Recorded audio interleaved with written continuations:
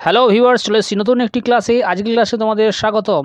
আসন্ন food SI, clerkship, miscellaneous বিভিন্ন পরীক্ষায় জিকে থেকে যেমন প্রশ্ন আসে আমার এই ক্লাসে ঠিক সেরকমই ভিডিও বানানো হয়।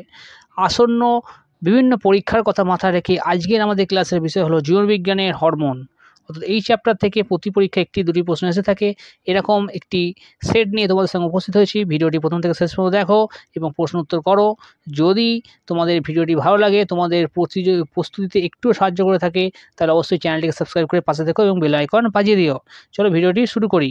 আজকের প্রথম প্রশ্ন হলো মানবদের হরমোনের উপস্থিতির কথা সর্বপ্রথম বলেন কে? বেলিস ও স্টার্লিং, ওয়াটসন ও ক্রিক, জে জেনসন ও জেড জেনসন এবং স্লাইডেন ও সোমান।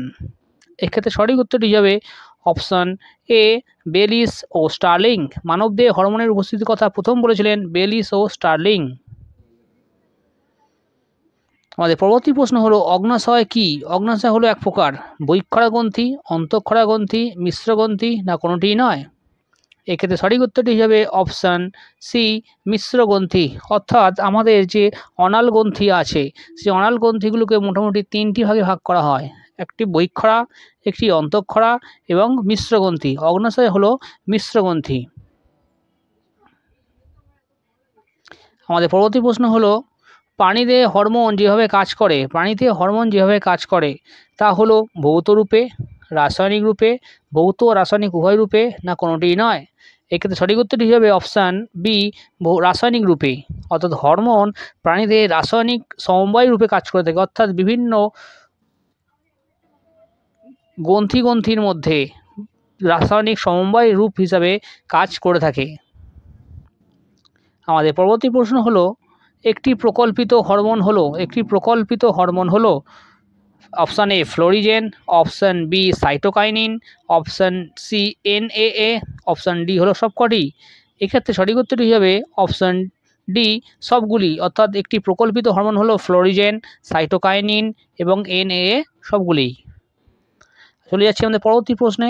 আমাদের পরবর্তী প্রশ্ন হলো অক্সিন হরমোনের উপস্থিতির কথা সর্বপ্রথম বলেন।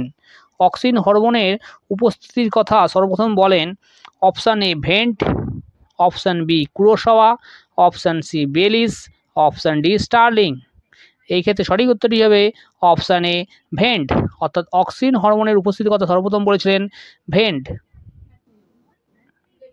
আমাদের পরবর্তী প্রশ্ন হলো নারকেলের দুধে যে হরমোনটি পাওয়া যায় তা হলো কাইনিন, জিবারেলিন, অক্সিন, না ডরমিন। এক্ষেত্রে সঠিক উত্তরটি হবে অপশান এ কাইনিন। অর্থাৎ নারকেলের দুধে যে হরমোনটি পাওয়া যায় তা হলো কাইনিন। আমাদের পরবর্তী প্রশ্ন হলো অ্যান্টিজিব্রেলিন নামে যে রাসায়নিকটি পরিচিত তা হলো abscisic acid, indole acidic acid, oxalic acid, না ইন্ডোল প্রোপায়োনিক অ্যাসিড। এক্ষেত্রে সঠিক উত্তরটি হবে অপশান এ অ্যাবসিসিক অ্যাসিড। অ্যান্টিজিব্রেলিন নামে যে রাসায়নিকটি পরিচিত যা হলো অ্যাবসিসিক অ্যাসিড। আমাদের পরবর্তী প্রশ্ন হলো একটি বৃদ্ধি প্রতিরোধক হরমোন হলো সাইটোকাইনিন, অক্সিন, জিবেরেলিন, না অ্যাবসিসিক অ্যাসিড। একটি বৃদ্ধি প্রতিরোধক হরমোন হলো, এক্ষেত্রে সঠিক উত্তরটি হবে অপশান ডি, অ্যাবসিসিক অ্যাসিড। অর্থাৎ অ্যাবসিসিক অ্যাসিডের ফলে বৃদ্ধি বা উদ্ভিদের বৃদ্ধি প্রতিরোধ হয় বা ব্যাহত হয়। চলে যাচ্ছে আমাদের পরবর্তী প্রশ্নে। আমাদের পরবর্তী প্রশ্ন হলো 9 নম্বর প্রশ্ন, অমেরুদণ্ডী প্রাণীদেহে হরমোন নিঃসৃত হয় কী থেকে? নিউরো সিক্রেটারি কোষ থেকে, অন্তঃক্ষরা গ্রন্থি থেকে, মস্তিষ্কের পন্স থেকে, না বহিঃক্ষরা গ্রন্থি থেকে। এক্ষেত্রে সঠিক উত্তরটি হবে অপশান এ, নিউরো সিক্রেটারি কোষ থেকে। অর্থাৎ অমেরুদণ্ডী প্রাণীদের হরমোন নিঃসৃত হয়ে থাকে নিউরো সিক্রেটারি কোষ থেকে। চলে যাচ্ছে আমাদের পরবর্তী প্রশ্নে। আমাদের পরবর্তী প্রশ্ন হলো অ্যান্টি ডায়াবেটিক হরমোন কাকে বলা হয়? Option A glucagon, option B insulin, option C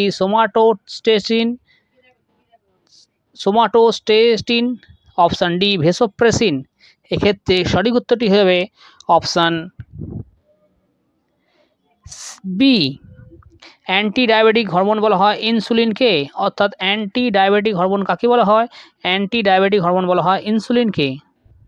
চলে যাচ্ছি আমাদের পরবর্তী প্রশ্নে। কোনটি লোকাল হরমোন নয়? কোনটি লোকাল হরমোন নয়? এক্ষেত্রে অপশানগুলি হলো গ্যাস্ট্রিন, টেস্টোস্টেরন, ব্র্যাডিকাইনিন, অক্সিটোসিন। এক্ষেত্রে সঠিক উত্তরটি হবে অপশান ডি, অক্সিটোসিন। অর্থাৎ অক্সিটোসিন একটি লোকাল হরমোন নয়। আমাদের পরবর্তী প্রশ্ন হলো মানবদেহে সবচেয়ে ক্ষুদ্র অনালগ্রন্থির নাম কি? মানবদেহে সব ক্ষুদ্র অনালগ্রন্থির নাম কি? থাইরয়েড, পিনিয়াল গ্রন্থি, অ্যাড্রিনাল গ্রন্থি, না কোনোটিই নয়? মানবদেহে সবচেয়ে ক্ষুদ্র অনালগ্রন্থির নাম কি? এক্ষেত্রে সঠিক উত্তরটি হবে অপশান বি, পিনিয়াল গ্রন্থি। অর্থাৎ মানবদেহে সবচেয়ে ক্ষুদ্রতম অনালগ্রন্থির নাম হলো পিনিয়াল গ্রন্থি। চলে যাচ্ছে আমাদের পরবর্তী প্রশ্নে। আমাদের পরবর্তী প্রশ্ন হলো পতঙ্গের নির্মোচনে সাহায্যকারী হরমোনটি হলো, পতঙ্গের নির্মোচনে সাহায্যকারী হরমোনটি হলো option A juvenile hormone, option D ecdysone, option C somatotropin, option D সবগুলি। এক্ষেত্রে সঠিক উত্তরটি হয়ে যাবে অপশান বি, এক্সাইটন। অর্থাৎ এক্সাইটন হরমোন পতঙ্গদের নির্মোচনে সাহায্য করে থাকে। আমাদের পরবর্তী প্রশ্ন হলো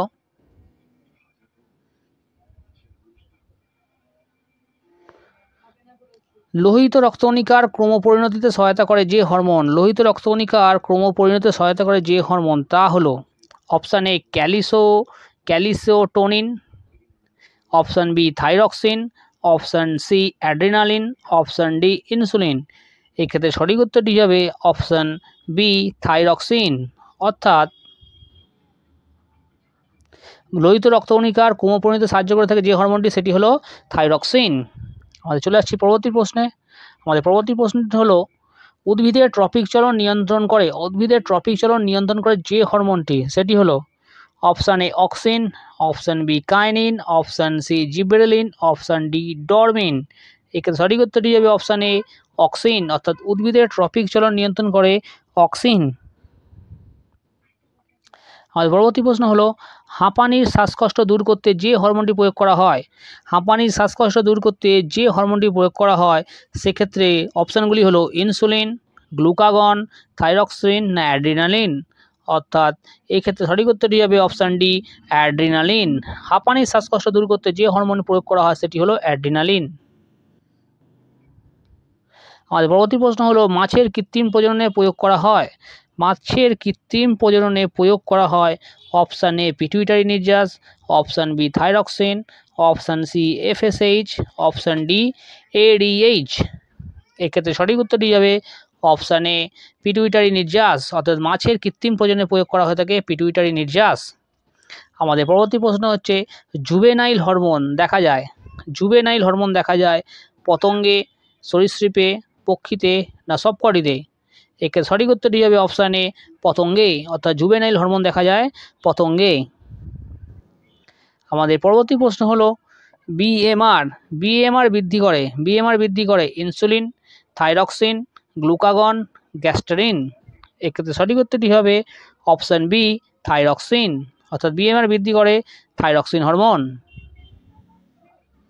আমাদের পরবর্তী প্রশ্ন হলো পার্শ্বীয় মুকুলের বৃদ্ধিতে সহায়তা করে, পার্শ্বীয় মুকুলের বৃদ্ধিতে সহায়তা করে option A gibberellin, option B ABA, option C auxin, option D cytokinin. এক্ষেত্রে সঠিক উত্তরটি হবে পার্শ্বীয় মুকুলের বৃদ্ধিতে সহায়তা করে থাকে, এক্ষেত্রে সঠিক উত্তরটি হবে অপশান ডি সাইটোকাইনিন। অর্থাৎ পার্শ্বীয় মুকুলের বৃদ্ধিতে সহায়তা করে থাকে সাইটোকাইনিন হরমোন। আমাদের পরবর্তী প্রশ্ন হলো গর্ভাবস্থা বজায় রাখতে সাহায্য করে কোন হরমোন, গর্ভাবস্থা বজায় রাখতে সাহায্য করে কোন হরমোন? অক্সিটোসিন, প্রোজেস্টেরন, রেনিন, না টেস্টোস্টেরন। এক্ষেত্রে সঠিক উত্তরটি হবে অপশান বি প্রোজেস্টেরন। অর্থাৎ প্রোজেস্টেরন একটি স্ত্রী হরমোন, এটি স্ত্রী দেহে পাওয়া যায়। অর্থাৎ প্রোজেস্টেরন গর্ভাবস্থায় গর্ভকে প্রোটেক্ট করতে সাহায্য করে থাকে।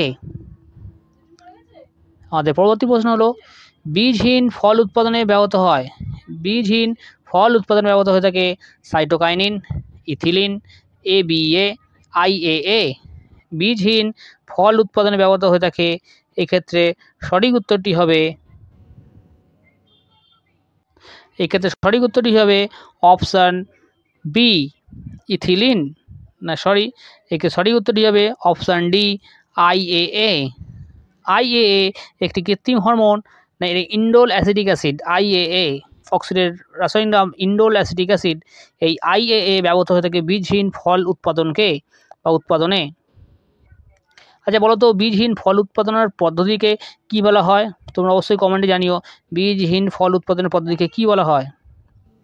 অবশ্যই তোমরা কমেন্টে উত্তরটি দিও। চলে যাচ্ছে আমাদের পরবর্তী প্রশ্ন। পরবর্তী প্রশ্ন হলো, ক্যালোরিজেনিক হরমোন বলা হয় গ্লুকাগনকে, থাইরক্সিনকে, ইনসুলিনকে, অ্যাড্রিনালিনকে। এক্ষেত্রে সঠিক উত্তরটি হয়ে যাবে অপশান বি, থাইরক্সিনকে। অর্থাৎ ক্যালোরিজেনিক হরমোন বলা হয় থাইরক্সিনকে। আমাদের পরবর্তী প্রশ্ন হলো, জিএইচ এর অভাবে যে রোগটি হয়।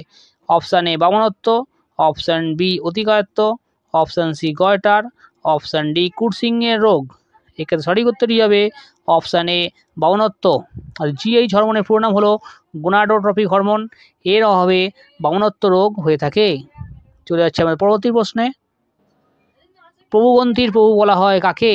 প্রভুগ্রন্থির প্রভু বলা হয় কাকে?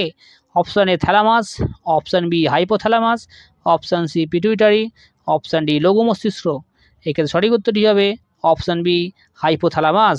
অর্থাৎ প্রভুগ্রন্থি বলা হয় পিটুইটারি গ্রন্থিকে এবং প্রভুগ্রন্থির প্রভু বলা হয় হাইপোথ্যালামাসকে। তো বন্ধুরা, প্রশ্নগুলো কেমন লাগলো? যদি একটুও তোমাদের প্রস্তুতি সাহায্য করে থাকে, তোমরা অবশ্যই চ্যানেলটিকে সাবস্ক্রাইব করে পাশে থেকো এবং বেল আইকন বাজিয়ে দিও। এতক্ষণ ধরে ভিডিওটি দেখার জন্য ধন্যবাদ।